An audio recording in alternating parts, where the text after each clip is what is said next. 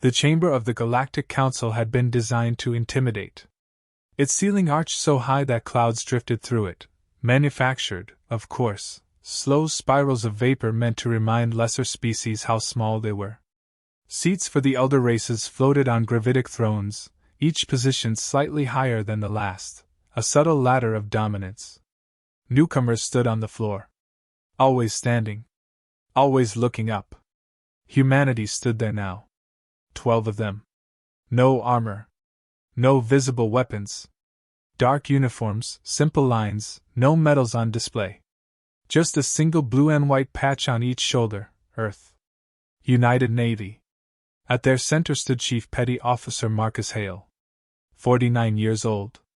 Too many wars behind his eyes. Hair going gray at the temples, face weathered like something that had spent a lifetime being sandblasted by bad decisions and worse enemies. His posture was relaxed, hands clasped behind his back, chin up, not in defiance, but not in submission either. That alone irritated the council. The speaker's platform vibrated as a Carthrax honor warden stepped forward. The species had been engineered by evolution and empire into something that confused size with authority. 3 meters tall. Layered bone plating across the shoulders and chest. A crested skull decorated with rings of beaten gold, each one marking a conquered civilization. His translated title rolled through the chamber like a drumbeat. Blade of proper order. He didn't look at Hale at first. He addressed the room, his voice amplified, ritualistic, smug. Humanity, he said, mandibles flexing, has arrived prematurely among the stars. Your species lacks the discipline of the elder empires, the patience of long-lived minds, and the humility required for coexistence. Some delegates murmured approval.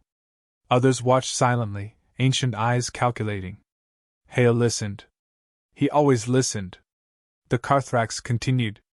You wage war with unacceptable ferocity. You resist guidance. You reject hierarchy. These are the traits of a dangerous child. Hale felt one of his team tense behind him. He lifted a finger slightly. Still. The alien finally turned his gaze downward, focusing on Hale as if noticing him for the first time. His pupils narrowed. You will kneel, the Carthrax said. Not as punishment. As instruction. The translator made the word kneel sound polite. Almost reasonable. Hale didn't move. I'm standing, he said evenly. The chamber rippled with surprise. Humans were supposed to be loud in their media, quiet in person. This one was calm. Too calm. The Carthrax leaned down, bringing his massive skull close to Hale's face. The scent of ozone and old blood filled the air. Do you not understand where you are? The alien asked. This chamber has erased species for less. Hale met his gaze. I understand exactly where I am. That was when the Carthrax decided to make an example. The slap was deliberate. Ceremonial. A flat-palmed strike across Hale's face, delivered with just enough force to sting, not enough to kill. A public reminder of scale. Of place. The sound cracked through the chamber. Hale's head snapped to the side. Blood bloomed at the corner of his mouth where a tooth cut his lip.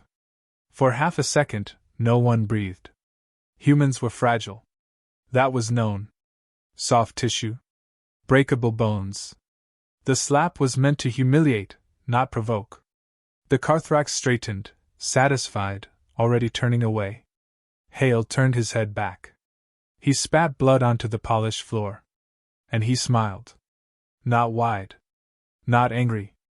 The smile of a man who had just been given permission. 2 seconds later, the universe learned a new lesson. Hale moved. There was no wind-up. No roar. His body flowed forward in a compact burst of violence refined by decades of training and survival. His right hand drove upward beneath the Carthrax's jaw, fingers locked, wrist aligned, force transferred perfectly from ground to target. The honor warden's skull collapsed inward.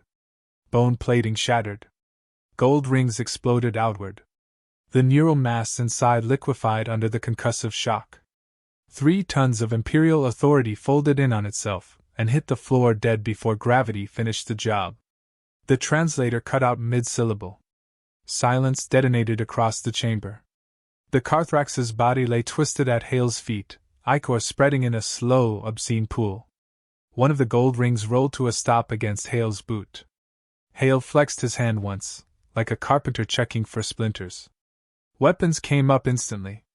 Council guards, dozens of species, dozens of technologies, leveled energy rifles, spears, and disruptors at the human delegation.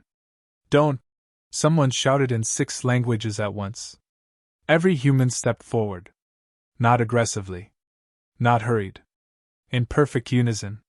The sound of boots on stone echoed like a firing line. Hale wiped his mouth with the back of his hand and looked around the chamber, meeting the eyes of beings who had lived for centuries and suddenly felt very, very young. "You just committed an act of war," he said calmly. His voice carried without amplification. "And you did it on record." A Virexian diplomat clicked nervously. "He struck you. You retaliated. This can be—" "No," Hale said, cutting him off. "He assaulted a uniformed military representative during formal negotiations." He gestured at the dead Carthrax. "In my culture, that's a declaration." The council speaker, a being so old its species no longer existed outside cloning vaults, leaned forward. "Human," it said slowly, "do you comprehend the consequences of what you've done?" Hale nodded. "Yes." "And you accept them?" Hale looked down at the corpse again. "I've accepted worse."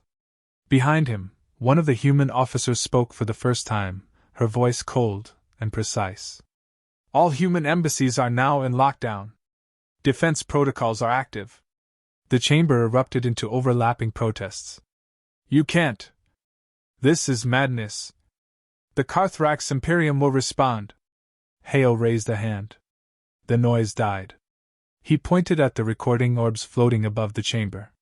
"Make sure this part is clear in the archives," he said. "Humans didn't start this." He turned, signaling his team. They moved as one, backing toward the exit, weapons still holstered, eyes alert. At the threshold, Hale paused and looked back one last time. "You wanted us to kneel," he said. "That was your mistake." The doors sealed behind the humans with a sound that echoed like a coffin closing. Around the chamber, ancient beings sat in stunned silence, staring at the broken body of an empire's symbol. Somewhere deep in the council's archives, a warning began to write itself. Too late. Because across human space, alarms were already sounding, and old soldiers, men like Hale, were waking up with the same smile on their faces. The kind that only appears when the fight finally comes to you. The council tried to spin it immediately. They always did. Press releases popped across every system. Unexpected escalation due to misinterpreted cultural norms. The Carthrax Imperium demanded Hale's execution, citing assault on a sovereign honor warden. Elder species nodded along, muttering about human recklessness, about fragile, impulsive creatures unworthy of their place in the galaxy. Humanity had arrived like a child wielding a chainsaw in a room full of scholars. But they didn't notice the subtle signs. They didn't notice that every human embassy, every forward operating base, every freighter with a civilian crew went dark at precisely the same second. They didn't notice the quiet redeployment of thousands of transport and war vessels, hidden among trade convoys and mining fleets. Ships that looked ordinary were anything but. Heat signatures subtly flared. Weapons systems hummed quietly. Engineers and Marines alike moved like a shadow army of ghosts, waiting. They didn't notice the old veterans stirring. Men and women who had been retired for decades, who had survived insurgencies on worlds that were never mapped, who had seen civilizations collapse from inside their command posts. They were alive, awake, and angry. Hale sat alone in a holding chamber while the council debated his fate. It had been stripped bare of anything useful, a clinical attempt to make him feel powerless. The attempted restraints had been laughable. He had broken them without effort, returned to his chair, and waited. Patience was his weapon now. A Carthrax interrogator, flanked by hovering security drones, entered. Its mandibles clicked in what could only be described as amusement. "You have doomed your species," it hissed, voice like grinding stone. Do you understand what you have done? Hale looked up, eyes tired but sharp. Yeah, he said. A bully. The interrogator flexed its claws. You struck a symbol of the Imperium's eternal authority. Your kind has brought shame, disgrace, and now, war. Hale leaned forward just enough to make the drones hesitate. Let me explain something real slow, he said. Where I come from, you don't touch another man unless you're ready to finish it. You slapped me because you thought cameras made you safe. They don't. The interrogator recoiled. Humans are fragile. Short-lived. Soft tissue. Easily destroyed. Correct, Hale said. Which is why we learn to end fights fast. Painfully fast. Efficiently fast. The Carthrax blinked. Or would have, if it had anything resembling human eyelids. It didn't. The room smelled faintly of fear. 2 days later, the Carthrax fleet jumped into Sol system. They expected orbital defenses. They expected panic diplomacy. They expected chaos. What they got was a single transmission across every channel and every frequency. It was Hale, standing in front of an Earth flag, sleeves rolled, expression calm but deadly serious. You attacked our people, he said, voice carrying through millions of speakers, drones, and relays. So now you're on the list. The Carthrax commander laughed, a deep, echoing sound. Weak species. Overreacting. We will crush you. Then the universe shifted. Human vessels didn't move in formation. They didn't announce targets. They didn't even look like a military fleet. They were jagged, scarred, patched with parts from older ships, haphazardly armed, and utterly terrifying. They came out of jump inside minimum safe distance, bleeding radiation, hulls scorched and battered from years of service. And they wanted to fight. The Carthrax had never seen enemies who wanted to close distance. Who leapt into harm's way with a grin and a death wish. Boarding torpedoes slammed into capital ships. Not drones. Not automated craft. Men. Women. Marines riding scrap metal into hangar bays, firing shotguns and pistols in zero-G, laughing as they took on enemies with twice their size and 10 times their reach. The Imperium learned quickly that humans didn't follow logic. They didn't wait for strategic advantage. They improvised, adapted, and inflicted pain in ways no species had ever imagined. Hale orchestrated it all with precision. Not like a general with spreadsheets, but like a predator reading the room. He had predicted exactly how the Imperium would respond, and he had built traps in every move. Every decoy. Every strike was choreographed chaos. On board the lead cruiser, the Carthrax commander's voice trembled over the comms. What is happening? They should be dead. This is impossible. Hale's reply was simple. You underestimated us. The first wave of Carthrax ships went silent. Then the second. Then entire formations vaporized in ways that left no salvage, no survivors, only the echo of explosions across space. Across the galaxy, elder species watched the broadcasts in horrified disbelief. They had warned the Council about humanity before. They had whispered in ancient tongues, told tales of the predators humans had once hunted with nothing but ingenuity and fire. And now, the stories were no longer tales.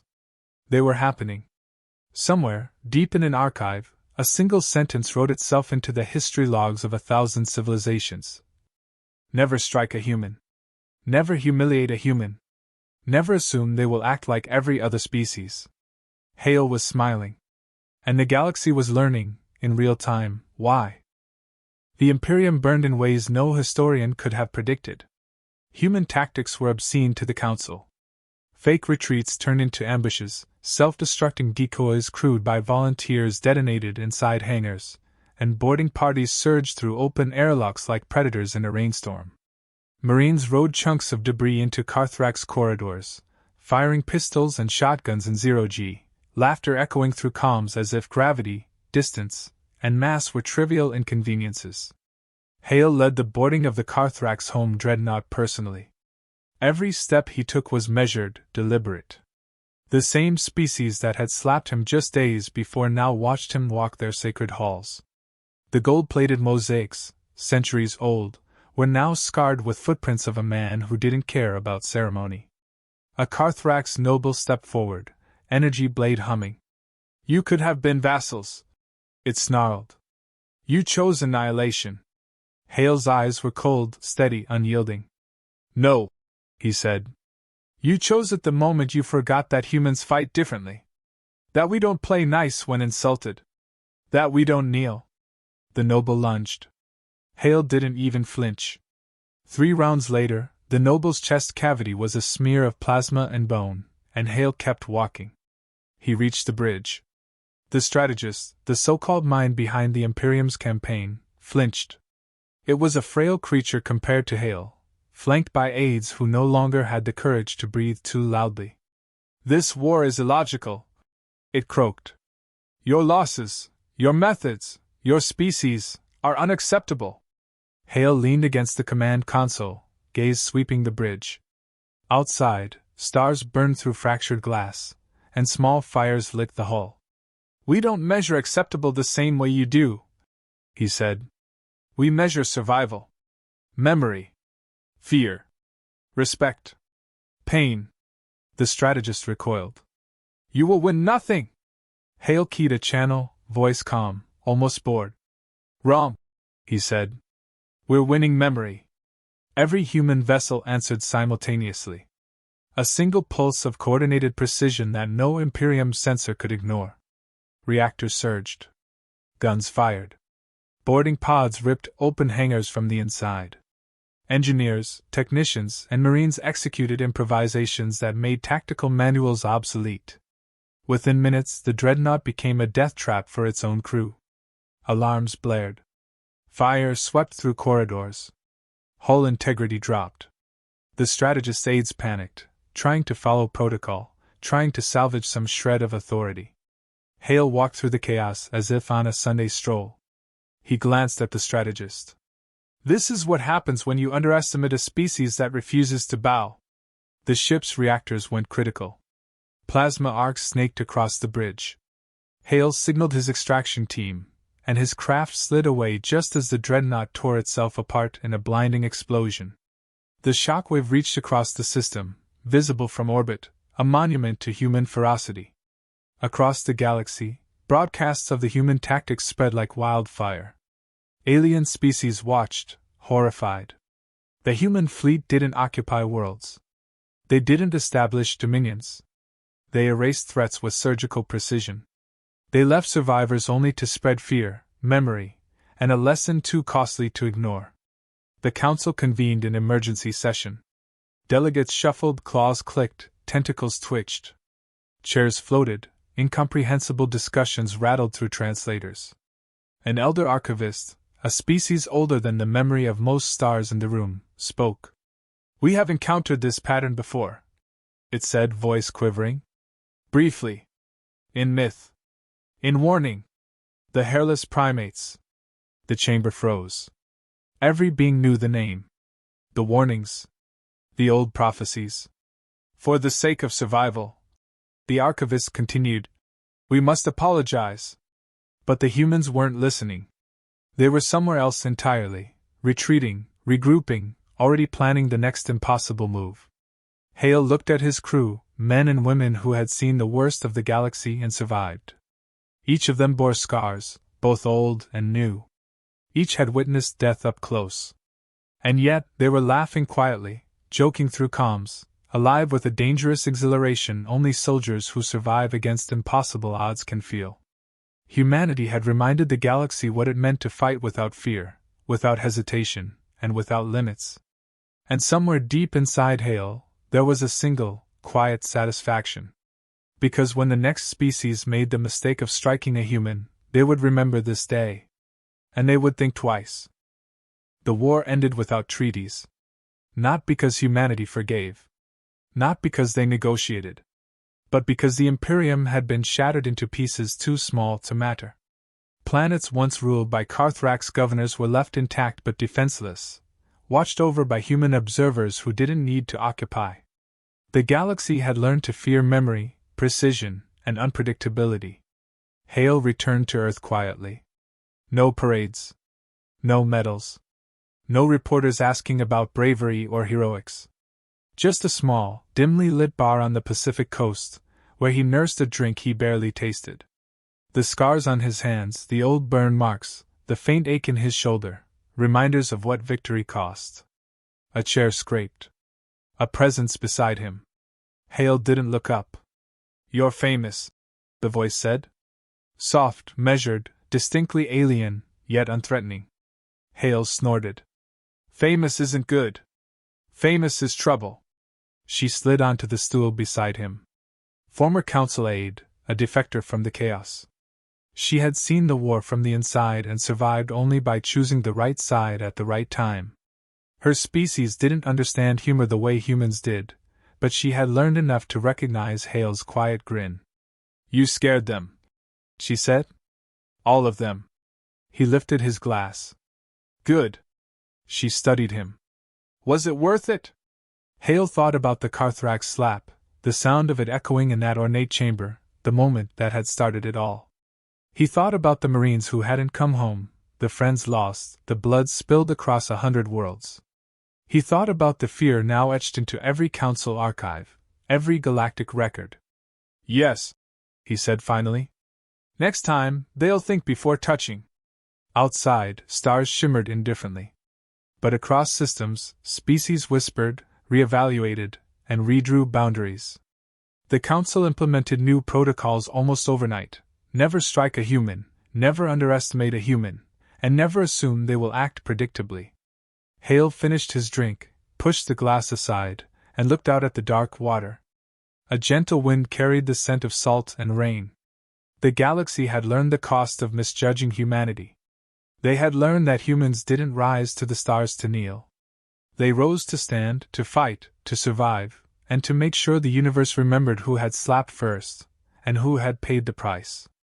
And Hale, Chief Petty Officer Marcus Hale, allowed himself a small, satisfied smile. Because one day, if the galaxy tried the same mistake again, humanity would not hesitate. They would rise. And they would finish it. The universe had been warned. Loudly. Brutally. Unforgettably. And humanity had stood. Always.